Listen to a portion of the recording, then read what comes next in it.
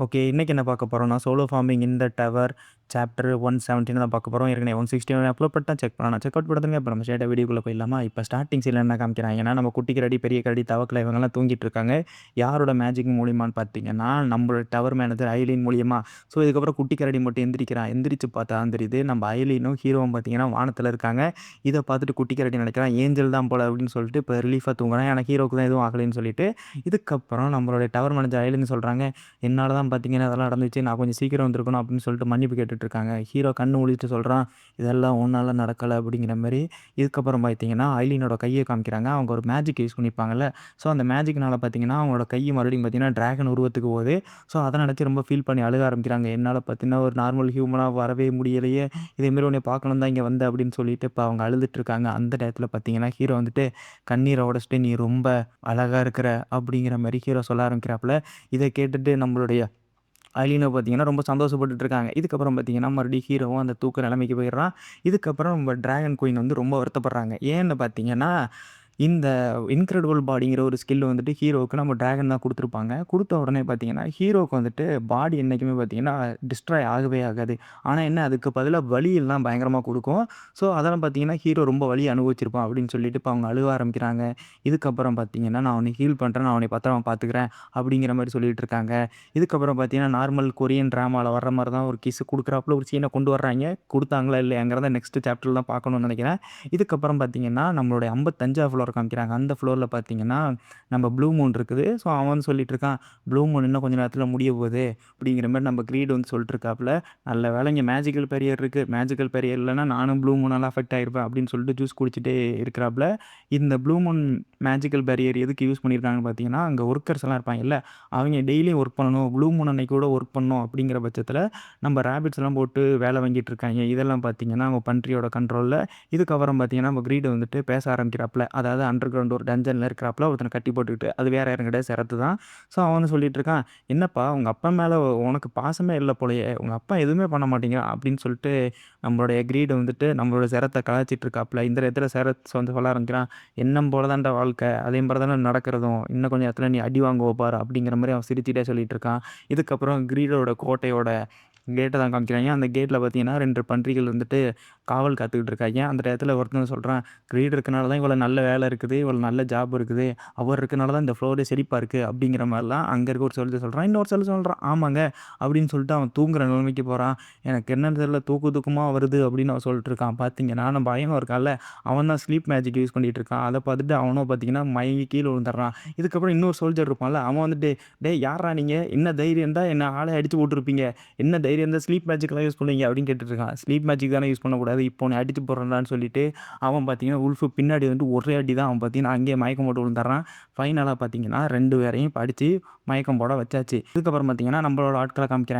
நம்மளுடைய பிரின்சஸ், அப்புறம் black rapid, அப்புறம் பார்த்தீங்கன்னா தியோ. இவங்கலாம் பார்த்தீங்கன்னா, நம்ம அங்க இருக்கவங்கலாம் பாராட்டிட்டு இருக்காங்க. தியோ வந்து சொல்றான், "உன் மேஜிக் நல்லா இருக்கு" அப்படின்னு சொல்லிட்டு அயனும் பாராட்டிட்டு இருக்கான். நம்மளோட பிளாக் ரேபிட் சொல்றான், "உங்களைய எப்படியாவது நான் காப்பாத்துவேன்" அப்படின்னு சொல்லிட்டு அவங்க 2 பேரும் லவ் போயிட்டுருக்கு. இதுக்கப்புறம் பார்த்தீங்கன்னா, நம்ம பிளாக் வுல்ஃப் சொல்ல ஆரம்பிக்கிறான், "உள்ள எனக்கு தெரிஞ்ச வர பயங்கரமான புரொடெக்ஷன் இருக்கணும். வெளில இந்த 2 சோல்ஜர் ஈஸியா தோற்கடிச்சுட்டோம். உள்ள எப்படின்னு எனக்கு தெரியல" அப்படிங்கிற மாரிலாம் சொல்றாங்க. ஸோ நம்ம கொஞ்சம் அலர்ட்டா இருக்கணும் அப்படிங்கிற மாரிலாம் சொல்றாங்க. பிளாக் ரேபிட் மறுபடியும் சொல்றான், "நான் உங்கள எப்படியாவது புரொடெக்ட் பண்ணுவேன்" அப்படிங்கிற மாரிலாம் மறுபடியும் காமெடி பண்ணிட்டுருக்காப்புல. இதுக்கப்புறம் எல்லாருமே பார்த்தீங்கன்னா, உள்ள போறாய்ங்க. எல்லாரும் வியந்து பார்த்துட்டு இருக்காங்க. என்னடா இவ்வளோ பெரிய கோட்டையா இருக்குன்னு சொல்லிட்டு. இதுக்கப்புறம் நம்ம ரேபிட் மட்டும் நினைக்கிறாங்க, "நான் சின்ன வயசுல எவ்வளோ ஜாலியா உருண்டாடிட்டு இருந்தேன் தெரியுமா?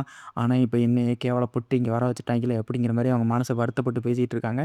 இதுக்கப்புறம் பார்த்தீங்கன்னா, நம்ம தியோ ஏதோ சென்ஸ் பண்றான். நம்ம பையனும் ஏதோ சென்ஸ் பண்ணிட்டு இருக்காப்புல. நம்ம கிரே வுல்ஃபும் ஏதோ சென்ஸ் பண்ணிடுறாப்புல. ஏதோ ஒண்ணு வந்துட்டு இருக்கு அப்படின்னு சொல்லிட்டு. இந்த நேரத்தில ரேபிட் மட்டும் அவனோட காதுகள யூஸ் பண்ணி, ஏதோ ஒண்ணு இங்க வருது. யாரோ என்ன ஆம்புஷ் பண்ண ட்ரை பண்றாங்க அப்படிங்கிறத புரிஞ்சுக்கிறான். அப்படியே வந்துட்டு பார்த்தீங்கன்னா, ஒரு ஏரோ வருது. அந்த ஏரோவ பார்த்தீங்கன்னா, நம்ம ஆள் டிஃப்ளெக்ட் பண்ணி அப்படியே தடுத்துடுறாப்புல. ஃபைனலா யார்றா அது அப்படிங்கிற மாரி அங்க இருக்கவங்கலாம் கேட்குறாய்ங்க. அங்க பார்த்தீங்கன்னா, எலும்புக்கூடு சோல்ஜரா ஃபுல்லா வந்துட்டு இருக்கிறாய்ங்க. எலும்புக்கூடு சோல்ஜர் அப்படின்னு பார்த்துட்டு இருக்காய்ங்க. நம்மளோட கிரே வுல்ஃப் மட்டும் புரிஞ்சுக்கிறான். எனக்கு தெரிஞ்ச வரையும் இது ஒயிட் டிராகனோடதாச்சே. ஒயிட் டிராகன் மேஜிக் தான் எனக்கு சென்ஸ் ஆகுது அப்படின்னு சொல்றாய்ங்க. எது ஒயிட் டிராகனா அப்படின்னு சொல்லிட்டு பையனும் கொஞ்சம் ரிசர்ச் பண்றாப்புல.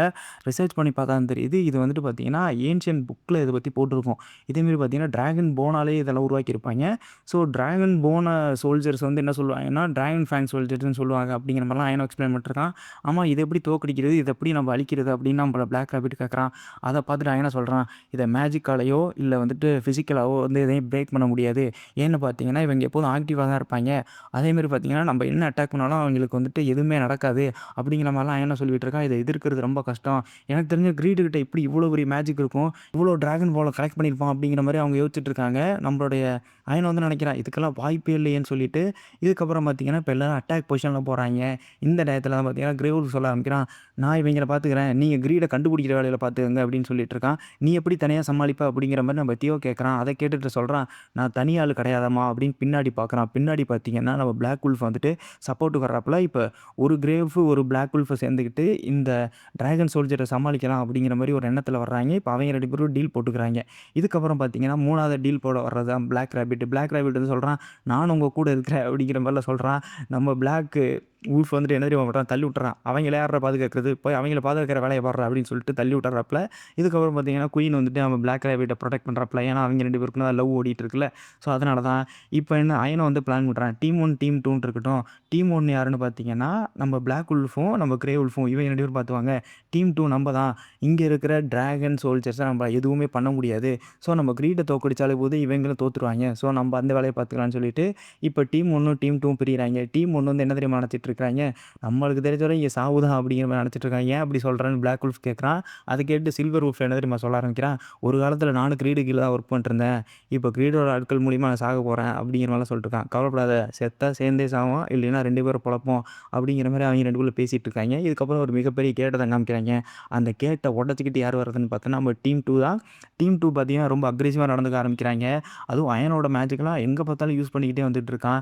இதுக்கப்புறம் நம்ம கிரீட் வந்து சொல்றான், "ஏப்பா கதவ தட்டிட்டு வரணுங்கிற ஒரு மேனரிசம் கூட தெரியாதா?"